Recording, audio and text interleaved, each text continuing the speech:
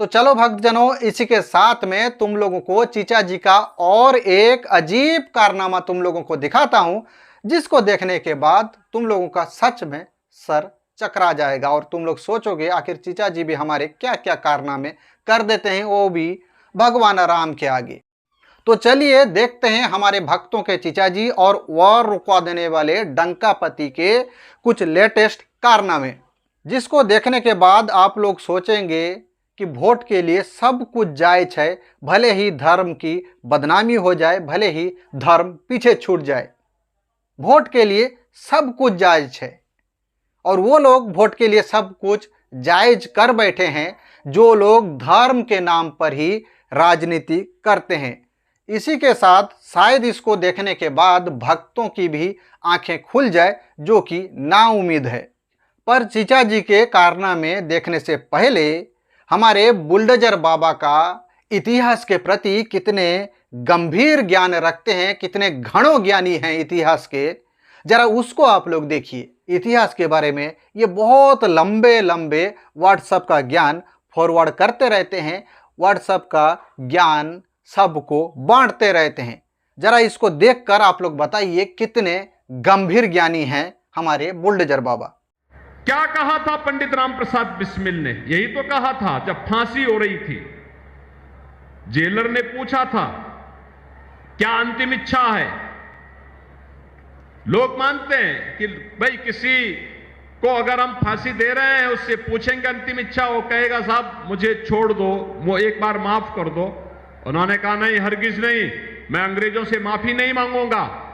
उन्होंने कहा था मुझे तो एक ही इच्छा है, एक ही इच्छा है मेरी कि मैं बार बार भारत की धरती पर जन्म लूं और जब भी मेरा जन्म हो वह मातृभूमि के लिए समर्पण का हो।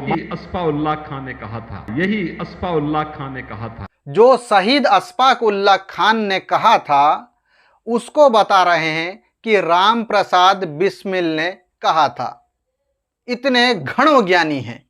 शहीद अशफाक उल्लाह खान को फांसी देने से पहले जब उनकी आखिरी इच्छा पूछा गया तो शहीद अशफाक उल्लाह खान ने अपना आखिरी इच्छा जाहिर करते हुए, अपना आखिरी इच्छा जताते हुए कहा था कि मैं मुसलमान हूं और इस्लाम में मुसलमानों में पुनर्जन्म का कोई कॉन्सेप्ट नहीं है। अगर ऐसा मुसलमानों में होता, पुनर्जन्म का कॉन्सेप्ट होता, तो मैं फिर से इसी धरती में, इसी भारत की मिट्टी पर दोबारा जन्म लेना चाहूंगा। ऐसा अशफाक उल्लाह खान ने अपने फांसी से पहले आखिरी इच्छा जताते हुए कहा था, जिसको हमारे इतिहास के घणो ज्ञानी बुलडोजर बाबा ने कहा कि राम प्रसाद बिस्मिल ने अपना फांसी से पहले आखिरी इच्छा जताते हुए ऐसा कहा था। इतने घणो ज्ञानी है और यही लोग, बुलडोजर बाबा जैसे लोग, इतिहास के बारे में लंबा लंबा फेंकते हैं। सिर्फ बुलडोजर बाबा नहीं, उनके पार्टी के सारे ऐसे ही लंबे लंबे फेंकते हैं और बेचारे भक्त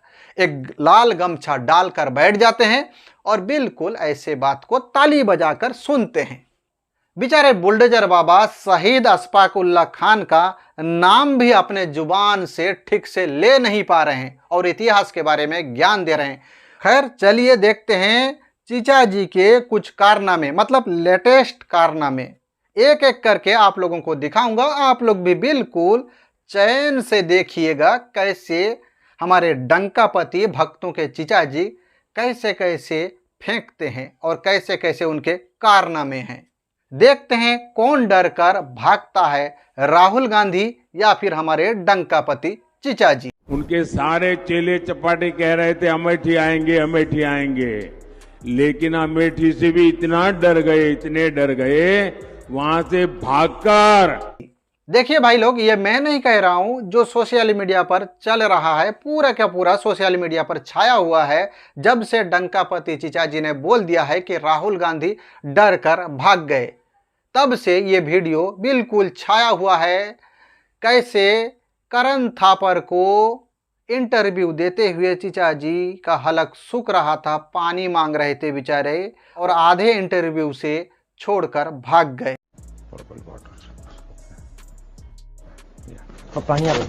दोस्ती बनी रहे, अपनी दोस्ती बनी रहे यार। 3-4 questions I will let end with. सरकार। मोदी साहब, ये मैं नहीं कह रहा हूं, दोबारा मैं रिपीट कर रहा हूं, ये मैं नहीं कह रहा हूं, बिल्कुल सोशल मीडिया पर छाया हुआ है। चीचा जी असल में डर कर भागने वाले हैं। हाँ, वही व्यक्ति हैं जो डर कर भाग गए थे। राहुल गांधी की बात तो बाद की बात है। तो चलिए इसी के साथ में आगे बढ़ते हैं और चीचा जी के असल कारनामे को देखते हैं। तो भक्तों, तुम लोग भी ठीक से देखना। हाँ,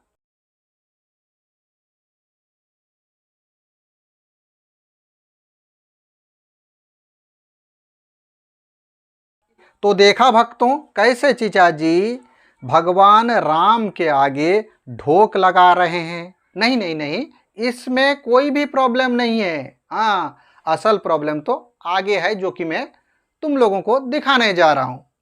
दरअसल प्रॉब्लम यहां पर यह है, उस जगह पर भगवान राम के आगे, उस जगह पर चारों तरफ फर्श पर मार्बल लगा हुआ है। बिल्कुल साफ सुथरा मार्बल लगा हुआ है और उस जगह पर मार्बल के ऊपर चीचा जी चादर बिछाकर ढोक लगा रहे हैं। तो भक्तों, कभी तुम लोगों ने ये देखा है? भाई मुझे नहीं मालूम, जैसा कि सोशल मीडिया पर बिल्कुल छाया हुआ है, भगवान के आगे इस तरह से ढोक चीचा जी लगा रहे हैं, जिस पर बिल्कुल सोशल मीडिया पर, पूरा का पूरा सोशल मीडिया पर चर्चा चल रहा है कि भाई ऐसे कौन ढोक लगाता है, पर्स के ऊपर, मार्बल के ऊपर चादर बिछाकर ढोक कौन लगाता है। भाई मैं तो मुसलमान हूं, मुझे नहीं मालूम। हाँ, जो कि सोशल मीडिया पर तुम्हारे भाई बिरादर के लोग बोल रहे हैं, उसी को मैं सामने रख रहा हूं। द्वारिका में तो मैंने देखा था कि चीचा जी समुद्र से नीचे भी जब जा रहे थे तो रेड कारपेट बिछाकर जा रहे थे। अब पता नहीं वहां पर रेड कारपेट बिछाने का क्या मीनिंग है, क्या मतलब है, वहां पर कौन सा लॉजिक लगा हुआ था। लॉजिक लगाकर चीचा जी समुद्र से नीचे जब जा रहे थे द्वारिका में, रेड कारपेट बिछाकर जा रहे थे। तो चलो भक्तजनों, इसी के साथ में तुम लोगों को चीचा जी का और एक अजीब कारनामा तुम लोगों को दिखाता हूं, जिसको देखने के बाद तुम लोगों का सच में सर चकरा जाएगा और तुम लोग सोचोगे आखिर चीचा जी भी हमारे क्या क्या कारनामे कर देते हैं, वो भी भगवान राम के आगे।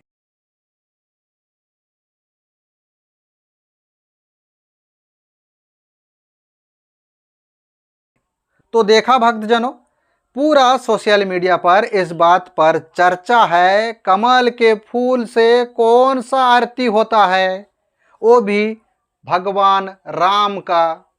हाँ, पूरा का पूरा सोशल मीडिया पर ये छाया हुआ है कि भाई चीचा जी कैसे भगवान राम के आगे आरती कर रहे हैं कमल के फूल से।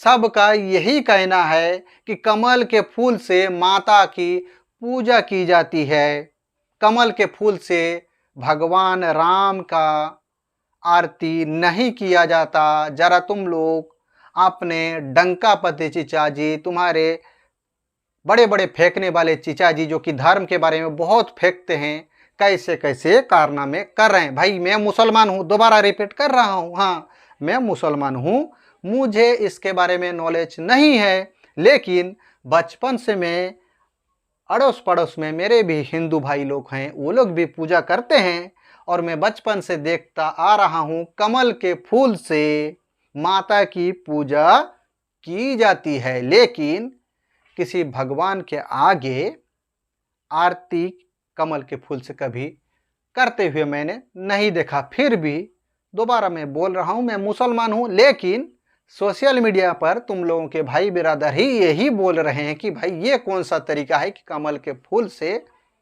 भगवान राम की आरती की जा रही।